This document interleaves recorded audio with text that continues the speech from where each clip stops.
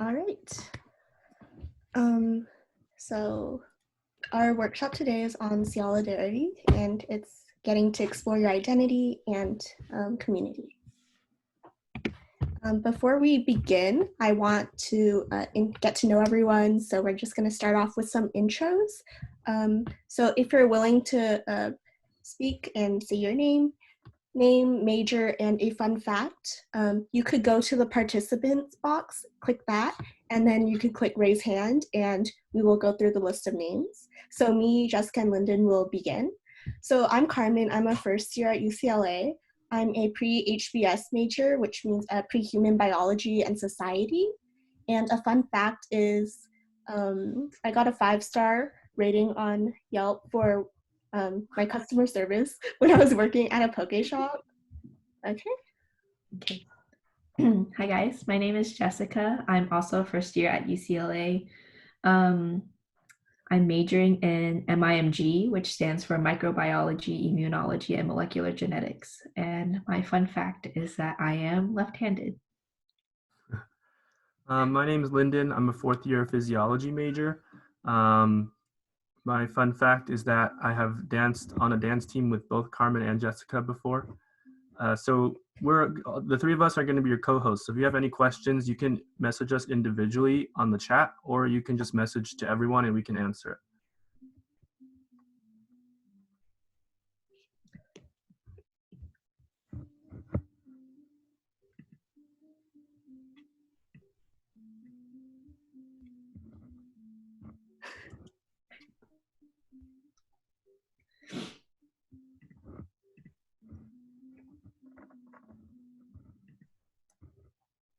Oh, okay, Lyndon, thank you for raising your hand. Hi, my name is Lyndon. I'm from Seattle, Washington, and I'm planning to major in bioengineering. Oh, okay. And I don't know any fun facts, I guess. I've never met another Lyndon before, so nice to meet you. Yeah, so for everyone else, in case so we're just trying to practice with the raise hand feature. So if you click participants, then you can click raise hand, and then that's how we'll know that you're able to introduce yourself, and we'll call on you like that. Okay, awesome. Hazel, would you like to go? Hi, my name is Hazel, and I was admitted for MCDB, and a fun fact about myself is I've been waking up at like past noon every single day.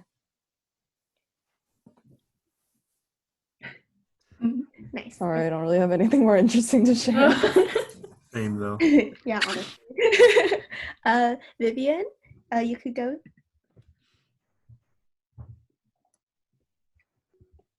Oh, sorry, you're muted right now. Sorry about that. Hi, my name is Vivian, and I'm going to be majoring in biology next year. A fun fact about me is that I have a lot of cousins, aunts, and uncles in LA, but I'm from the Bay Area. But anyways, I'm really excited to be able to see them when I attend UCLA next fall. Okay, awesome. Thank you for sharing.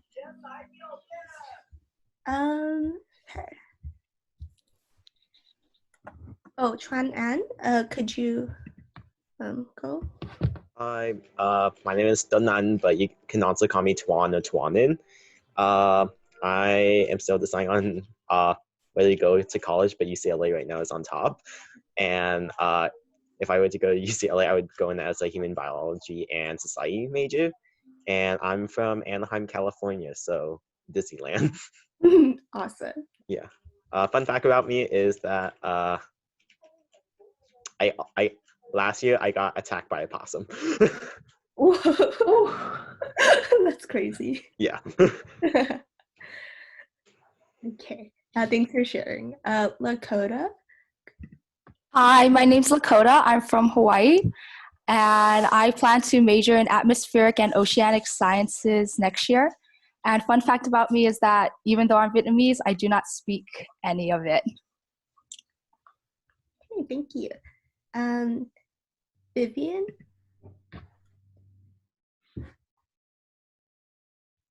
Oh, I think you're muted. Sorry.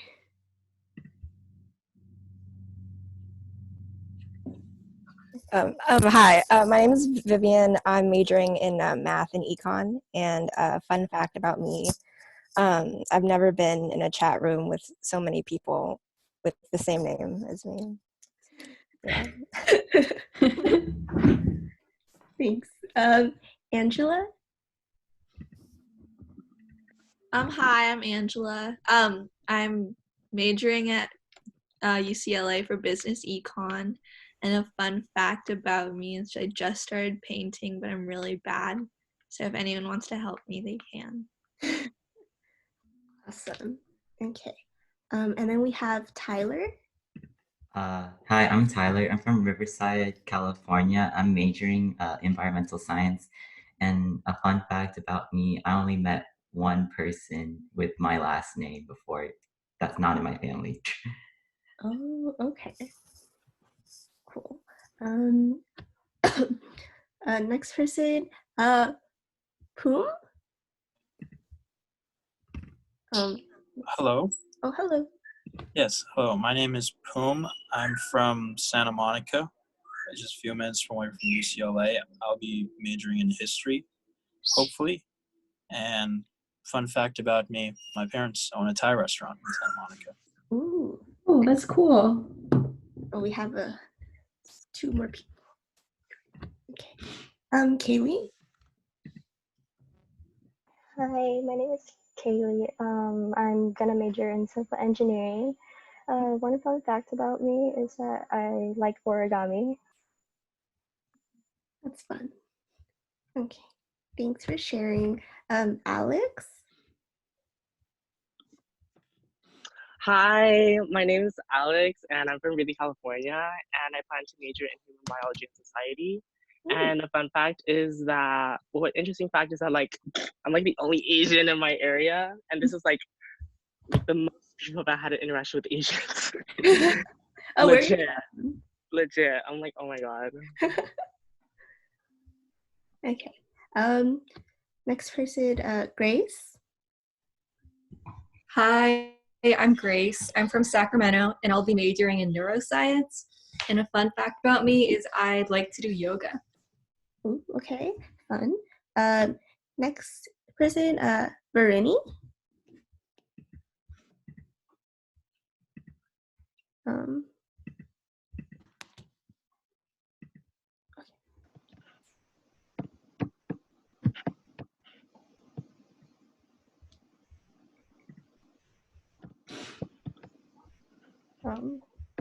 Oh.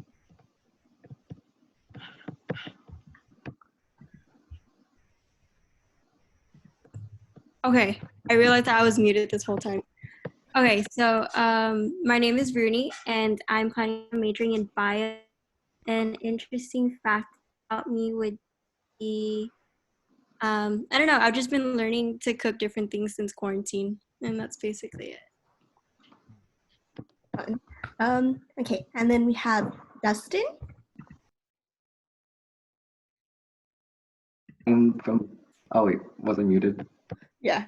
I'm Dustin. I'm from Florida, and I plan on majoring in microbiology, immunology, and molecular genetics. Did I get that right? Yeah.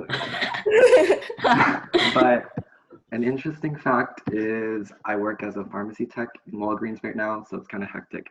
And Alex, I feel you. There's no Asians down here in Florida, so yeah.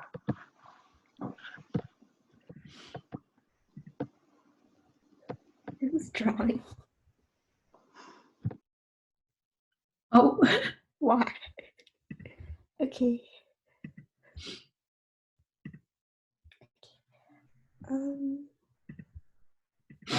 Then we have a couple more people join, so if you guys want to turn on video and introduce yourselves, you can go to the participants bar and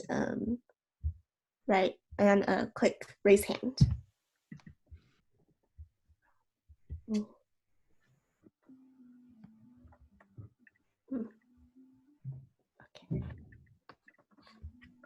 Okay. Oh, Chelsea?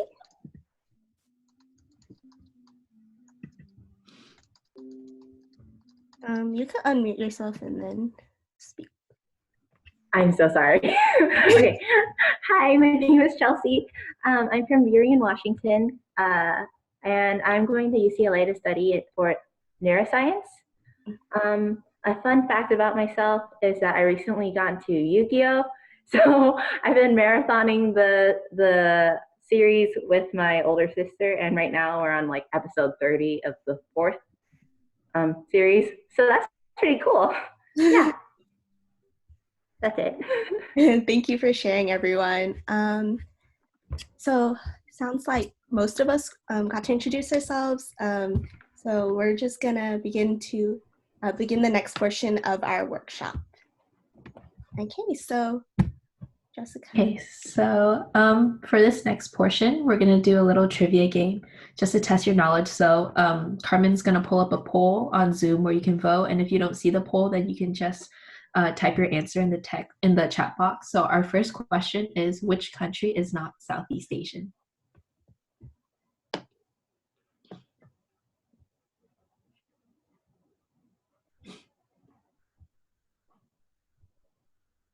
Okay, I'm gonna give it a few more seconds and then I'm gonna close the poll and share the results with you guys. So like 5 more seconds.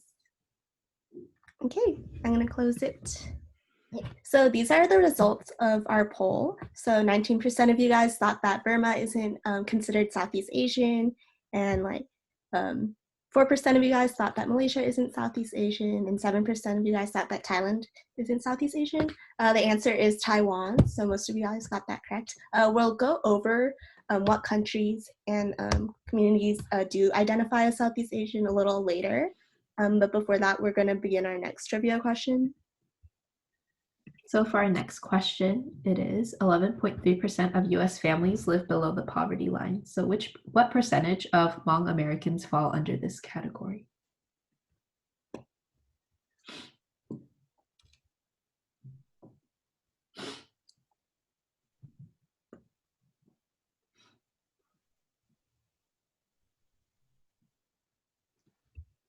Okay, I'm going to close the poll in like 5 seconds or so. Okay. Okay, yeah, so most of you guys got it right. Well, 38% of you guys got it right. 27% of Hmong Americans are in poverty, and this is a pretty significant number if you think about it. More than a fourth of this community is being affected by poverty. So the last question that we had for this slide was whether or not you guys could list at least 5 Southeast Asians in media off the top of your head. It's just a quick yes or no. So yeah, and an example of a person could be Rich Brian, if you guys know that he's Indonesian. So. Mm-hmm.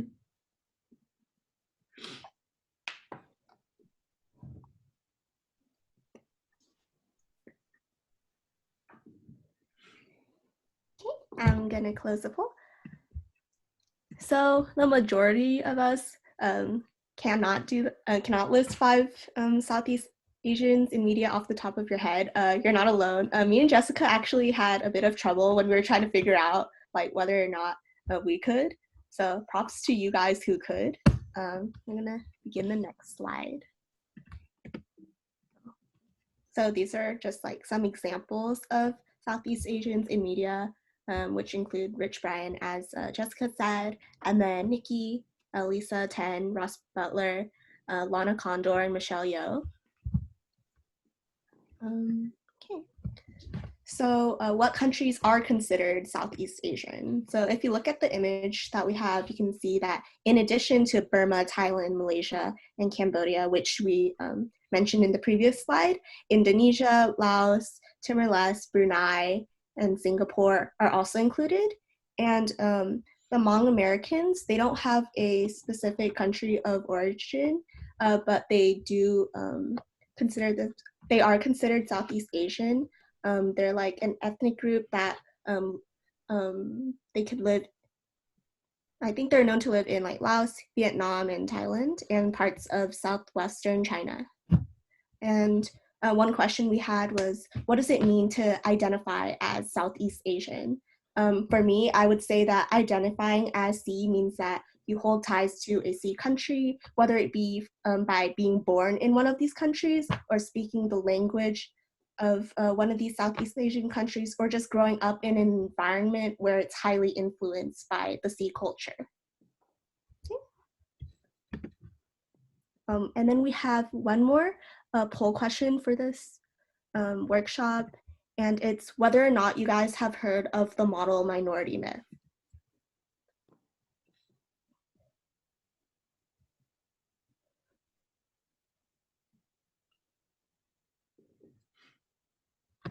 Okay, I'm gonna close the poll. So it seems that most of you guys do, but some of you guys don't. So we're just gonna go over that and share why we think it is very significant. Okay. So just to summarize, like the model minority myth is the idea that like, oh, all Asian Americans are hardworking and they've like reached this level of success through their work ethic, and basically like they emulate like the American dream and being able to reach this level of success just from scratch and like just like pulling yourself up by the bootstraps kind of thing.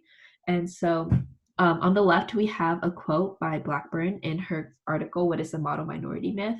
And then on the right, we have a graphic which shows the percentages of Asian American adults without a high school diploma. And so at the very bottom, you see that the US average and the Asian American average is 19.6%. However, if you look at the first 4 bars, you notice that they're Southeast Asian, such as the Hmong, who have a 59.6%, and that's a very large percentage of adults without a high school degree compared to other Asians. And this just demonstrates how the model minority myth sort of overgeneralizes Asian Americans and overlooks the SEA community.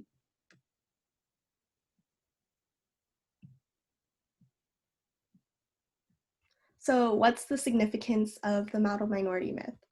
I'd say that when you have these overgeneralizations of like who Asians are and that sort of thing, you're kind of pitting minorities against one another. So as you saw in like the data beforehand, we're putting these groups of Asians against each other, and you can see how the Southeast Asian communities have these significantly higher rates of lower education levels, and a lot of that is due in part to, like we said, the overgeneralization of Asians as having the same access and resources and ability to reach success. And there's a lot of like misleading stereotypes about who Asians are as a whole, such as like thinking that we're all super smart, hardworking, reserved, or like STEM oriented. So some examples of the model minority myth negatively affecting Asians, and especially Southeast Asians, is affirmative action, where we can see, so affirmative action, for those of you guys who don't know exactly what it is, it's a practice or policy of, I guess, favoring individuals that belong to groups that have been previously discriminated against. And this kind of leads back to my first point about minorities being pitted against each other, because we have this, I guess, label as being better than other minority groups and people of color and ethnicities or whatever. We have to hold ourselves to a higher standard in order to have the same opportunities for entering like universities and that sort of thing. And another example of the model minority myth would have to do with Jeremy Lin, who is a basketball player. And a lot of times when he makes really good plays in like his games, sports commentators really like to mention the fact that he went to Harvard for college. And I guess in doing this, they're essentializing his ability to achieve success to his innate ability to be like hardworking and smart because he's Asian. So yeah. So moving on from like stereotypes, we're gonna, or not moving on, but like so our next portion is gonna be on like solidarity and then seeing how solidarity combats stereotypes. So all of us may identify as Southeast Asian, and looking at our family history, we might find that we share similar experiences with each other. For example, we might have family or parents that are have an immigrant background, and they left Southeast Asia to the States to seek refuge or a better life or more opportunities. And this may lead to misunderstandings between generations and tension, which also leads to intergenerational trauma, since basically the experiences that they faced, and like they faced basically different hardships that we never did, or different kinds of hardships, and they often compare it to our own since we have privilege living here in the States. And this just ties into like mental health and how it's seen as a taboo subject, since our family might not believe that it exists. And so our differences accumulate and make it hard for us to communicate with our parents oftentimes. And also because our parents or family might have been preoccupied with building their life anew in the States, they might not have had the chance to pursue higher education. So a lot of us might also be first gen. And so our parents would want to push us to like pursue white collar jobs that make a lot of money, and then just have us be overall successful and have the life that they never had. And so this ties into the idea of solidarity, which is us being united. And standing united will allow us to address issues that we face as a community, which will enable us to impact policy and see change where we need to see it. So some examples would be impacting education and health in the SEA community. So these are some examples of the SEA communities that we have on campus and outside of our campus. If you do want to find a community of people who have a similar background, I think that joining in cultural organization is a really good way to get involved with your community, or just like find a group of people who form your support system. Jessica, do you have any experiences with this? Yeah, for sure. Okay, so back at home, there wasn't really a strong SEA community in my high school, but I was able to find my SEA community by performing Vietnamese traditional dance. So coming into college, I knew that that was something that I definitely wanted to continue and to pursue. So I joined VSU traditional dance, and we performed at VCN, which is Vietnamese Culture Night. And through VSU Trad, I was able to meet so many inspiring and supportive people who I knew would be there for me. And I also joined SEAclear, which is an organization that provides resources and support to Southeast Asians at UCLA in order to improve our retention rates. And and it was really helpful, especially as a first gen, because through SEAclear, I was assigned a peer mentor, and he really showed me the ropes of like deciding which classes and which GEs are considered easy, or just like getting involved in organizations on campus and helping me adjust to college. So what about you, Carmen? Do you have any experiences you'd like to share? Okay, so last year I went to SEAadmit. So I actually went onto campus, and I got to be placed into like a family of people. And I guess they ended up forming like a big part of the support system that I had at UCLA. So coming into college, I already knew that there were people who could like help me and support me. And yeah, so I ended up joining Vietnamese traditional dance alongside Jessica and Lyndon. And I think that was a really good way to meet people. They're really fun to hang out with, and I always felt like I could talk to them outside of being in trad. So I could ask them about like things that had to do with academics or just like clubs and that sort of thing. That's really helpful. And I would say that joining all these cultural clubs and being a part of that has really like strengthened my sense of self and yeah, my connection to my heritage. Yeah. Where's Lyndon? Oh, wait.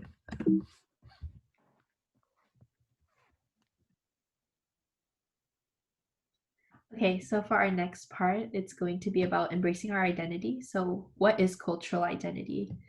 To me, I feel like cultural identity, so most of us are Americans, but we have a cultural upbringing which affects our values and how we develop as people. And we are able to develop a sense of belonging to a certain group of people. And I believe that joining a SEA community and getting in a SEA space helps us reconnect to our culture and maintains our heritage. Like Carmen mentioned, through joining trad, she was able to connect to her and find her sense of self better and reconnect to her heritage. And that goes the same for myself. Like joining VSU traditional dance helped me maintain my culture being away from home. And so it also helps us it also informs us about our own history and relationship with other SEA countries and keep up with current issues in the community.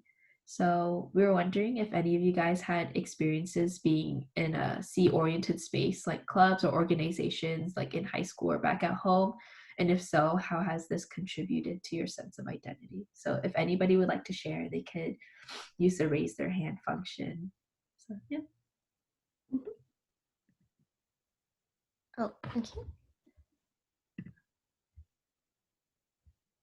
So when I was in high school, I didn't have like a C program. Matter of fact, we didn't even have like any like Asian or Vietnamese identifying clubs at my school.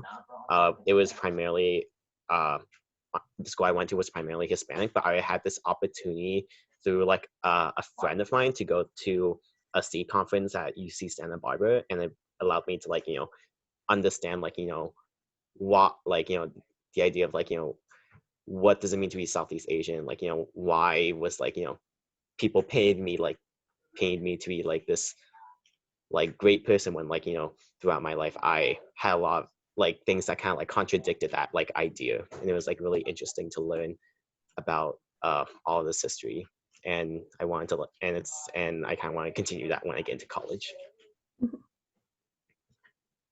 Thank you for sharing. That was really inspiring. Anyone else want to share any experiences that they might have had with being in the SEA space? Oh, okay. Hazel? Hazel?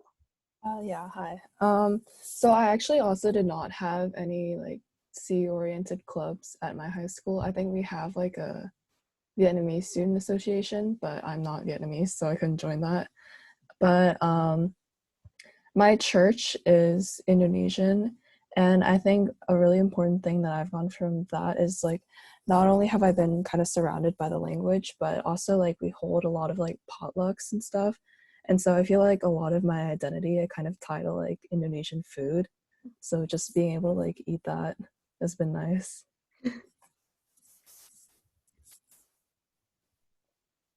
Hi, thank you for sharing. I can share too. Oh, okay. For me, so I'm just in case you weren't here earlier, I'm a fourth year at UCLA, and when I was in high school, I knew I was Vietnamese and Vietnamese American, but I didn't know that I was Southeast Asian. I actually didn't know that there was such a label as Southeast Asian. So when I was invited to SEAadmit, I didn't even know what it was talking about. But I went because my friend made me go, and I'm really glad I did because it introduced me to what being Southeast Asian really is. And I don't know if high schoolers are like me right now or how I was before, but 4 years ago when I was in high school, whenever I heard the word identity, I kind of just tuned out because I don't know, the word just made me cringe. And I was like, why would I it just seemed too abstract for me. So I would just kind of ignore it. And so when they started talking about Southeast Asian identity at SEAadmit, I basically ignored all those portions of the event. But I really liked the event anyway because there was a lot more to it. And when I came to be staff, they started developing us more about our background and our heritage. And I still ignored it for about a year. And then finally I gave in and started to listen. And I realized how much the things they were saying actually impacted me. There's a lot of things that we go through as South Asian that we never even think about because we don't hear about it. It's not taught in school. Our parents talk to us about it. And understanding that background helps us understand how parents treat us, and it helps us understand our own families And in the end, it helps us become better persons ourselves, because then we can understand why we're acting the way we act, why our lives have been the way they have been. And there are just even like a lot of little things that you might not really notice that have to do with our Southeast Asian community. So what Carmen and Jessica have been doing, it seems to have been, I think, will be really key in terms of setting the stage for you to continue developing this knowledge in college. Because we know that in high school, there's you don't really get a chance to talk about these things and have these conversations, and no one teaches you about Southeast Asian history. But yeah, so that's my experience with Southeast Asian identity. Thanks, Lyndon. Would anyone else like to share?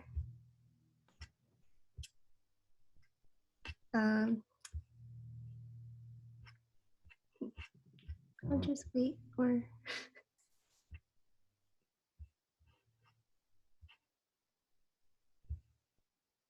Okay, if not, we're just going to move on to the next portion of our presentation.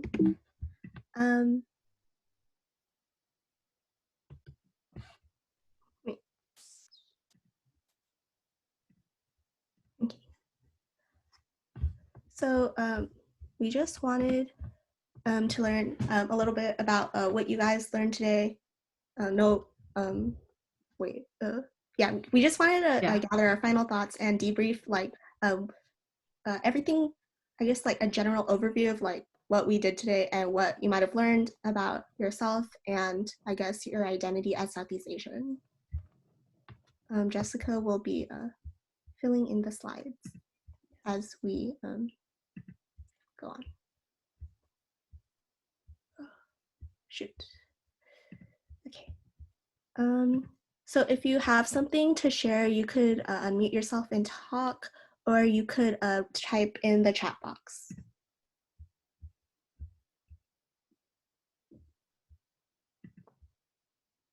I mean, like, I guess something that I learned today was like that there's actually a distinction between like Asian and like Southeast Asian. Like for like the longest time, like I didn't really know like that like Southeast Asian was like really like a thing.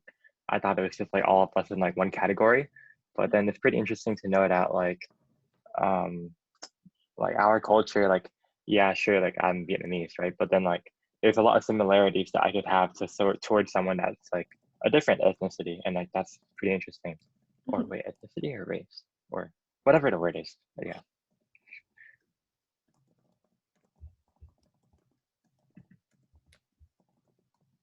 All right, thank you for sharing that. Does anyone else want to share something that they found interesting or that they just discovered today?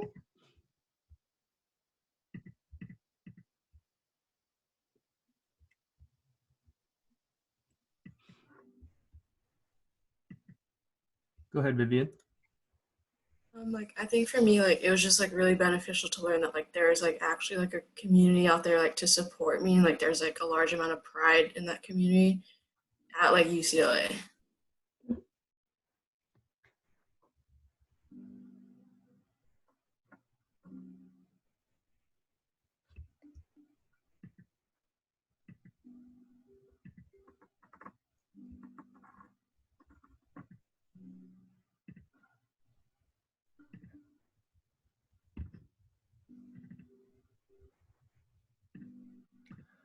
Carmen, can you go back to the slide with the disaggregated data?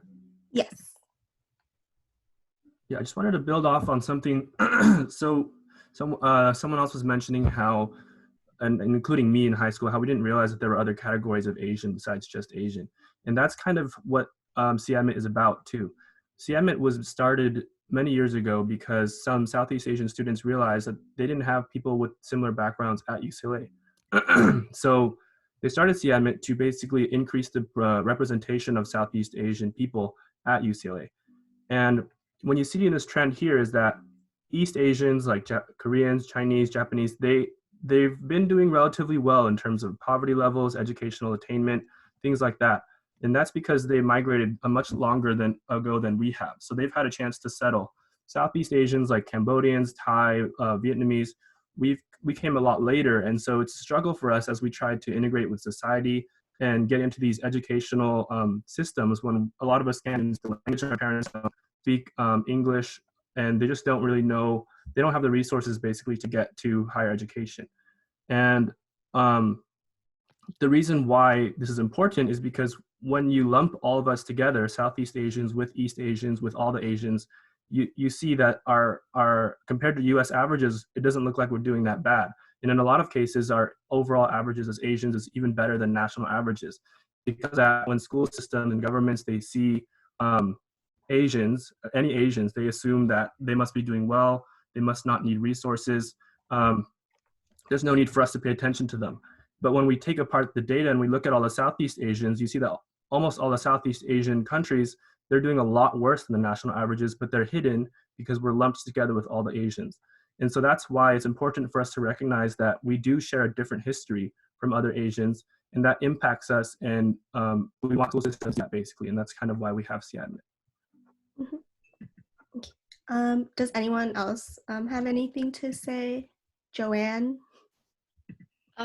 So I just I'm a staff member this year, and then last year I attended SEAadmit, and something that I learned and that's really stuck with me throughout my my first year at UCLA is how important our community is, and how that even though we share distinct backgrounds because we're of different ethnicities, we share a lot of common history, and through that is how we're able to build our community and become closer with each other. And I think that's something really important, because without this community, I know my first year would have been a lot worse, and I know it would have been really hard for me to get through some of my toughest times. So it was because of the people I met through SEAadmit and the programs that are related to it that I was able to have such a good experience at UCLA. Thanks, Joanne.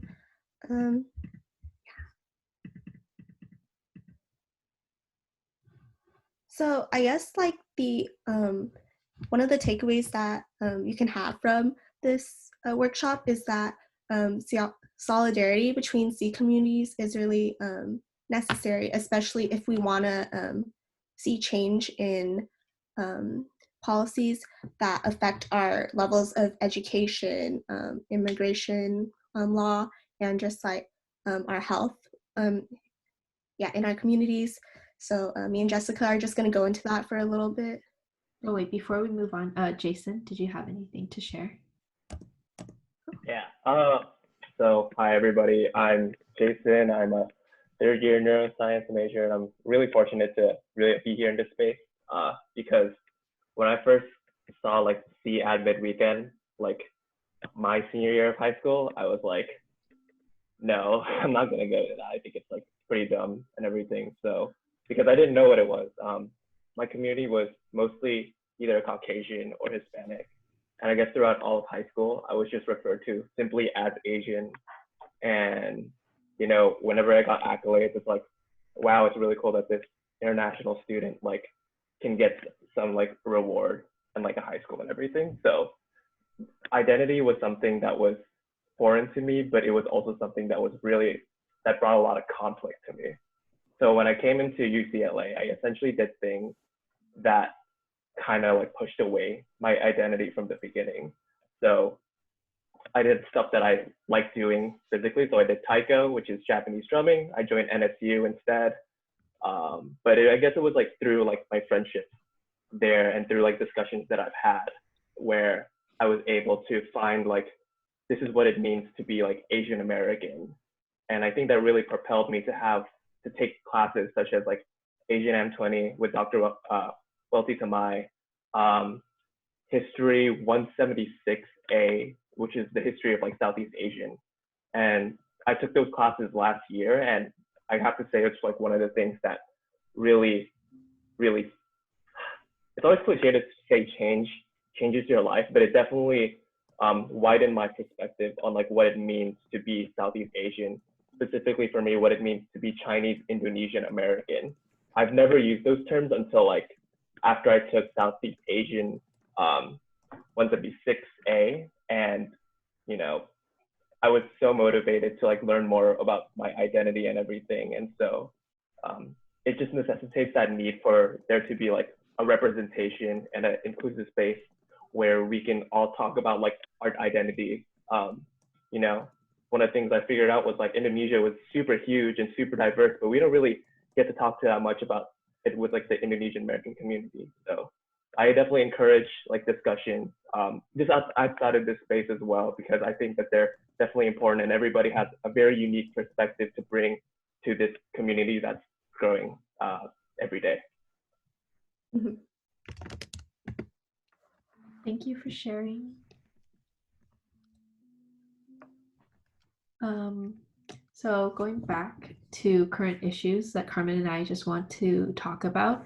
So one of the issues that our communities facing regarding to education. So students face multiple barriers and challenges in school. And like we often face barriers such as like language barriers or insufficient support and socioeconomic barriers, which prevent Southeast Asian students from accessing and completing higher education. And so the second issue in policy that we think needs to be addressed has to do with immigration. So like we said, a lot of us share a history of our family coming here from another country, and a lot of times we're seeking refuge. So that means we don't necessarily have the, I guess, financial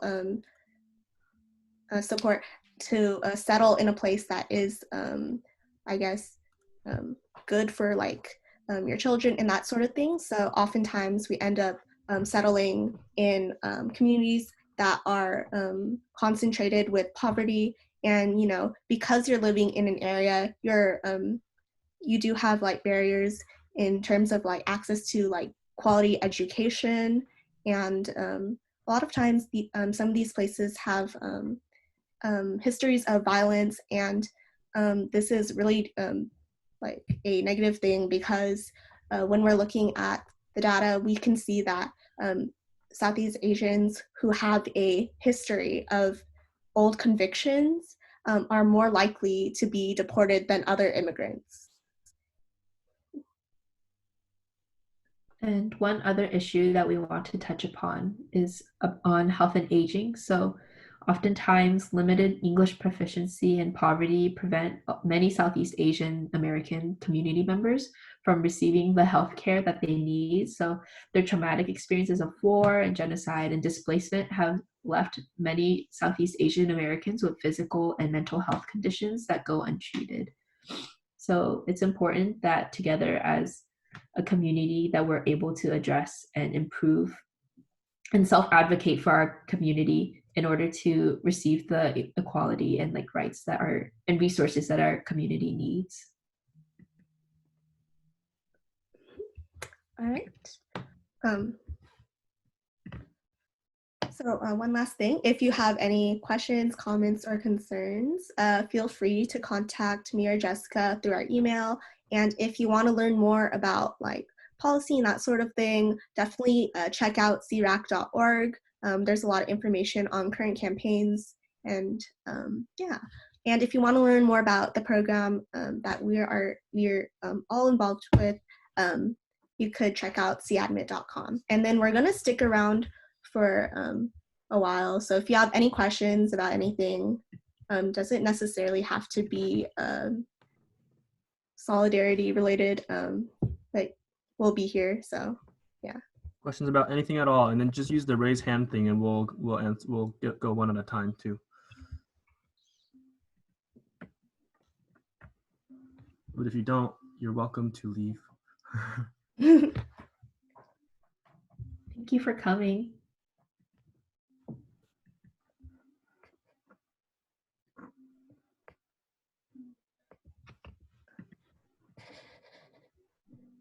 But yeah, you can also ask any questions you have in the chat. If you don't want to talk, anything's fine. Yeah.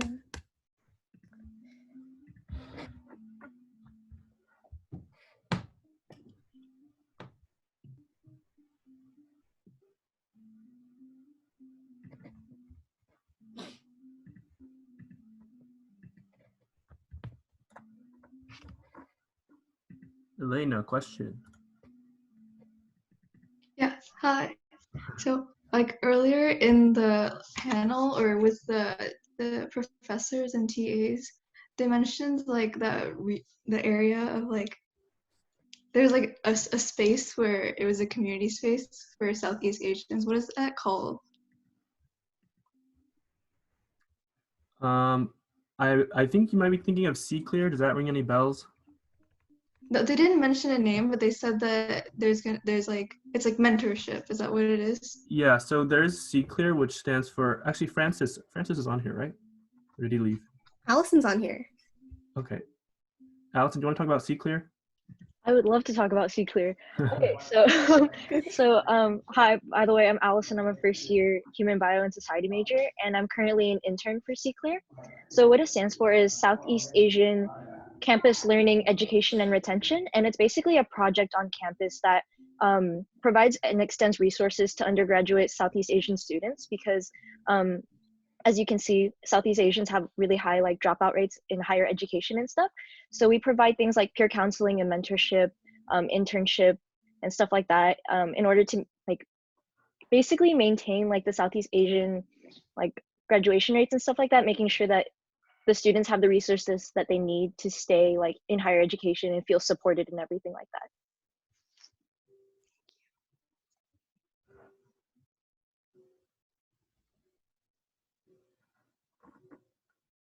And then also, even if you don't do SEAclear, SEAadmit is very big. And so when planning starts for SEAadmit in January, the whole community comes together, and it's really, that's why I like it so much, is because everyone from different spaces will come together for SEAadmit to make sure that they can give back to what this program did for them. Hopefully next year there will be one that's at UCLA.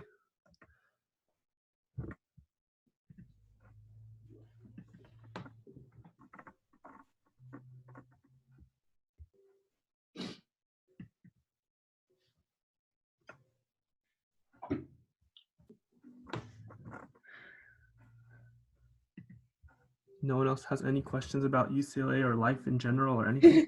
Let's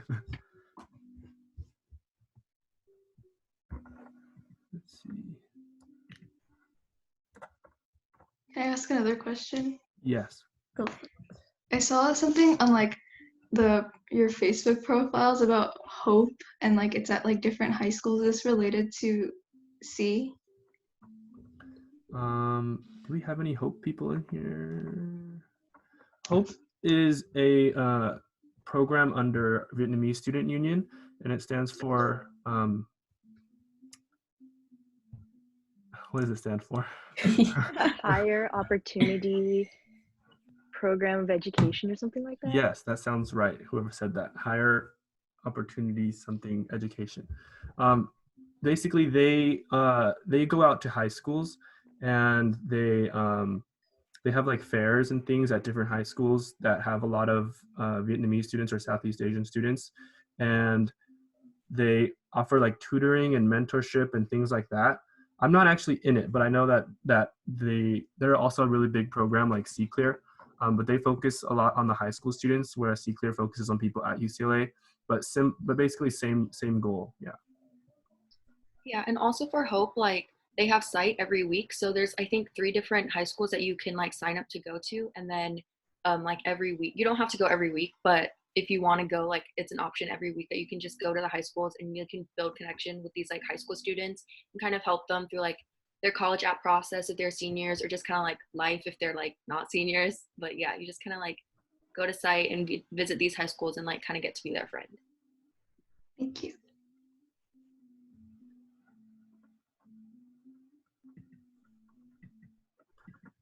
Yeah, for anyone who's left, if you haven't joined our Facebook page yet, let us know, and it's because it's a private group.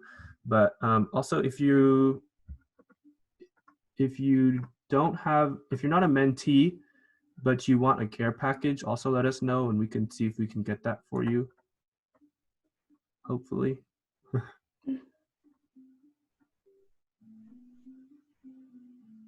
I don't know, Azib, if you're able to unmute, but do you know if we have any care package updates while you're here?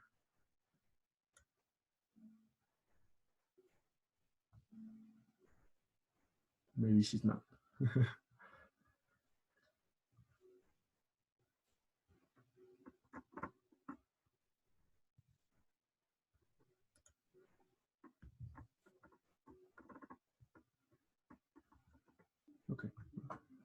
Anyone else have any questions? Oh,